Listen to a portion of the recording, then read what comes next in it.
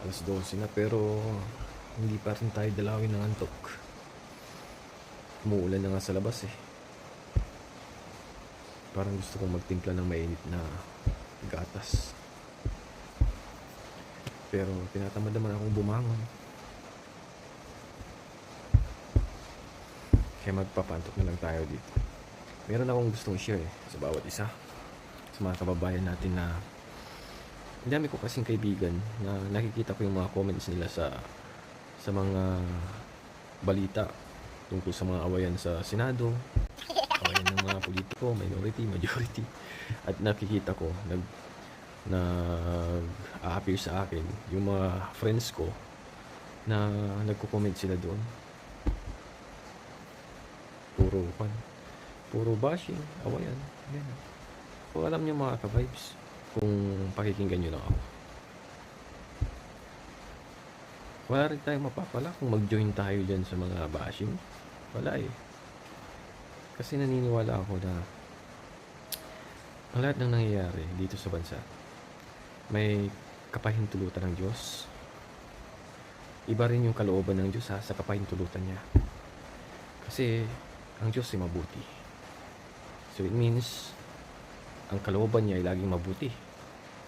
Ang kalooban ng ating Panginoong Diyos ay pagpalain itong ating bansa. Pero despite na ganun ng kanyang kalooban, bakit naghihirap ang bansa? Bakit nakakaranas tayo ng poverty, mga corruption, katayan, sakitan? Bakit? It's because of our free will. Yan ay dahil sa free will ng tao. At kung bubuuin mo yung salita ng Diyos, yung mga nangyayari sa buhay natin ay dahil yan sa free will. Bunga yan ng free will natin. Kung ano yung ginawa mo, yun din ang anihin mo. Tama?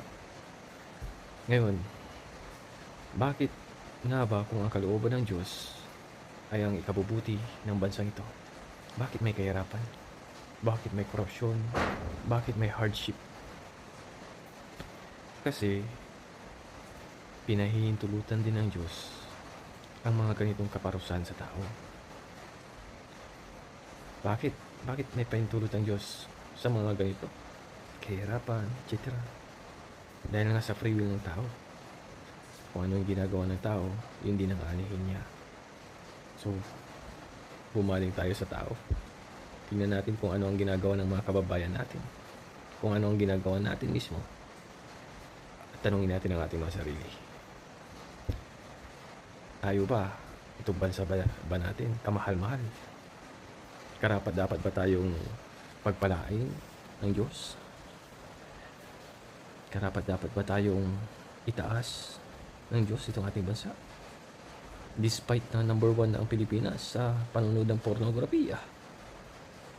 Top 10 na tayo sa corruption. Top 10 na tayo sa gambling. Nagagawa pa nating humiling sa Diyos na pagpalain itong ating bansa. Samantalang itong mga individual na ginagawa nating masama, hindi natin malinis-linis, hindi natin maayos-ayos. Tapos silingin natin sa Kanya o utusan natin ang Diyos na pagpalain niya itong ating bansa na tayo ang makikinabang.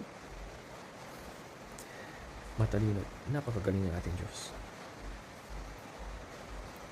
Nangyayari at inaalaw niya ang mga bagay na nangyayari sa bansa for 2 reasons. Number 1 ay to bless the country. Diba? Yan yung kalooban niya. And the second one is to punish the country. Nagpaparusa din ng Diyos. Nagpaparusa po ang ating Panginoong Diyos. Hindi po yan puro pagpapala, pagpapasarap sa mga tao. Hindi. Kung nakikita niyo napakasama na ng mga tao dito sa bansa, nagpaparusa din siya. Kaya huwag natin isipin lagi na kasalanan na nailuluklok natin, mga leaders, yung ating kahirapan. Malaking factors po yung tayo mismo, kagagawa natin yan mismo, kung bakit hindi makapasok-pasok ang blessing sa buhay natin, kung bakit hindi umuunlad itong ating bansa. Kasalanan ho natin lahat yan. Hindi po ng presidente, ng vice presidente, ng senador, congressman, gobernador, hanggang sa ibaba, hindi po nila kasalanan yan. Kasalanan mismo natin yan.